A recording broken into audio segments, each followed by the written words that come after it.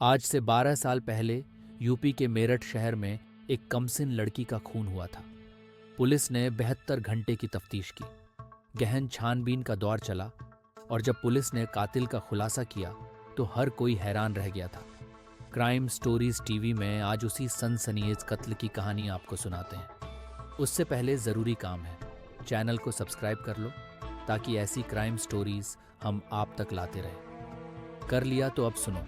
अपराध की दुनिया में ऐसे मामलों की कभी कमी नहीं होती जो इंसानी रिश्तों के ताने बाने में उलझे होते हैं। कहीं रिश्तों में धोखा होता है तो कहीं रिश्तों का खून कर दिया जाता है। कई बार इस तरह के मामले इतने पेचीदा होते हैं कि पुलिस को भी उन्हें सुलझाने के लिए कड़ी मशक्कत करनी पड़ती है। ऐसा ही एक मामला आज से 12 साल पहले यूपी के मेरठ से सामने आया था, जहां एक कमसिन लड़की का खून हुआ था।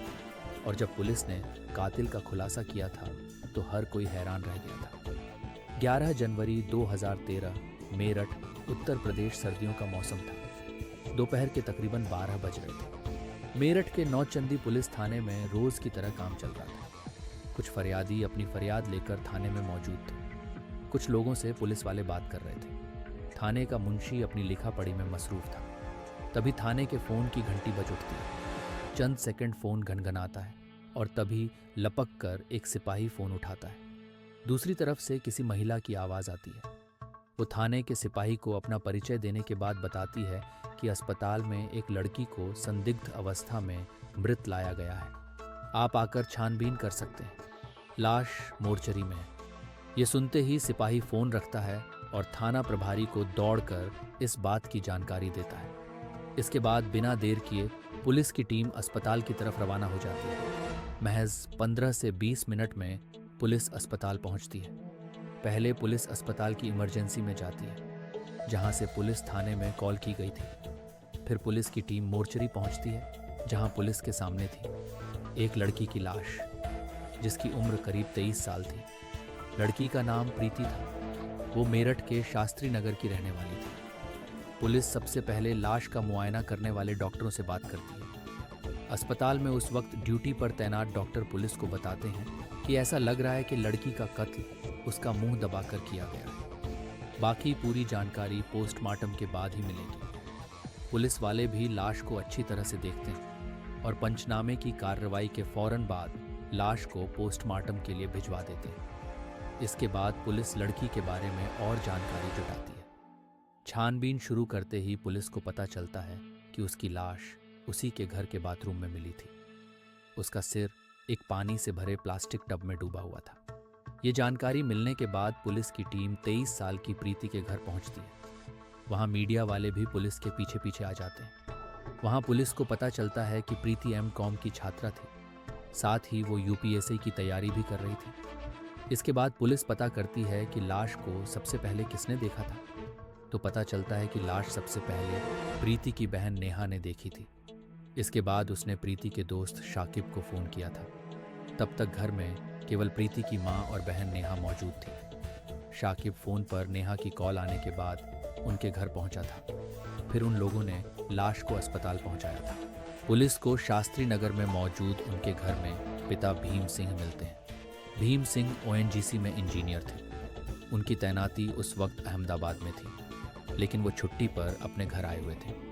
मृतका प्रीति उनकी छोटी बेटी थी, जबकि बड़ी बेटा नेहा शादीशुदा थी, मगर वो भी उस वक्त वहाँ मौजूद थी। भीम सिंह उस दिन पुलिस की मौजूदगी में मीडिया को बयान देते हुए बताते हैं कि बाथरूम के हालात देखकर ऐसा लग रहा था कि उनकी बेटी अपने कमरे के बाथरूम में किसी हादसे का शिकार हो गई है।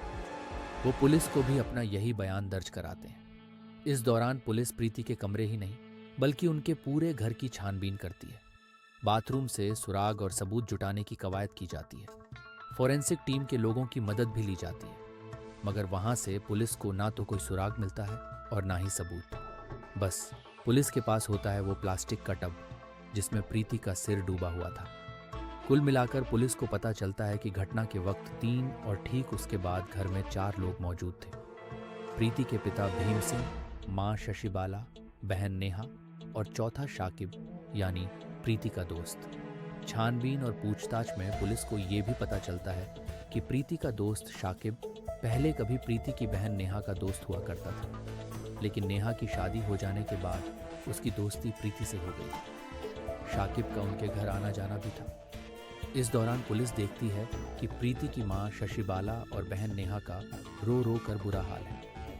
पुलिस जब उनसे पूछताछ करती है तो वे पुलिस के सामने ऐसा खुलासा करते हैं कि पुलिस हैरान रह जाती है। शशिबाला पुलिस को बताती है कि उनकी बेटी का कातिल कोई और नहीं बल्कि उसका बाप है। शशिबाला पुलिस को बताती है कि भीम सिंह को कभी बेटी नहीं चाहिए थी, उसे केवल बेटे की चाहत थी। वो बेटियों को नापसंद करता था। इल्जाम था कि वो पहले भी बेटियों को मारने की कोशिश कर चुका था। नेहा भी अपनी मां के बयान से सहमति जताती है। नेहा भी पुलिस को ऐसा ही बयान देती है। वो कहती है कि उसके पिता भीम सिंह ने ही उसकी बहन का कत्ल किया है। मौत से पहले उसने प्रीति के चीखने की आवाज़ें भी सुनी थी। तभी वो उसके कमरे में गई थी जहां सारा सामान बिखरा हुआ था। प्रीति बाथरूम में गिरी पड़ी थी, उसका सिर प्लास्टिक के टब में था। अब पुलिस शाकिब से पूछताछ करती है। शाकिब पुलिस को बताता है कि वारदात के वक्त वो वहां मौजूद नहीं था। नेहा ने उसे कॉल करके वहां बुलाया था। वो पुलिस को बताता है कि प्रीति की मौत कोई हादसा नहीं बल्कि कत्ल है, जिसे उसके पिता भीम सिंह ने ही अंजाम दिया है। पुलिस घर में मौजूद कई रिश्तेदारों से भी बात करती है और पुलिस उस वक्त हैरान रह जाती है जब सभी भीम सिंह पर ही हत्या का शक जताते हैं। अब मृतका का पिता भीम सिंह पुलिस के रडार पर आ जाता है। पुलिस उस पर फोकस करती है। 24 घंटे से ज्यादा का वक्त बीत जाता है। इसी दौरान पुलिस को प्रीति की पोस्टमार्टम रिपोर्ट भी मिल जाती है। रिपोर्ट के मुताबिक दम घुट जाना प्रीति की मौत का कारण होता है, यानी उसकी मौत दम घुटने से हुई थी। जैसा कि अस्पताल के डॉक्टर भी पुलिस को पहले ही बता चुके थे कि उसका कत्ल मुंह दबाकर किया गया था। अब पुलिस एक बार फिर पूरी तैयारी और नए सवालों के साथ प्रीति के पिता भीम सिंह से पूछताछ शुरू करती है। पहले तो वो पुलिस के सामने पुरानी हादसे वाली बात दोहराता है, लेकिन जब पुलिस सख्ती करती है तो उसकी ज़बान पर सच आ जाता है। वो पुलिस को जो कहानी सुनाता है उसे सुनकर सब हैरान रह जाते हैं। अपने बयान में वो बताता है कि उसने पहले प्रीति का सिर बेड में दे मारा, जिससे वो बेहोश हो गई, फिर उसका मुंह दबा दिया। इसके बाद वो उसे खींचकर बाथरूम में ले गया और वहाँ पानी से भरे प्लास्टिक टब में प्रीति का सिर डुबो दिया ताकि ये कोई हादसा लगे।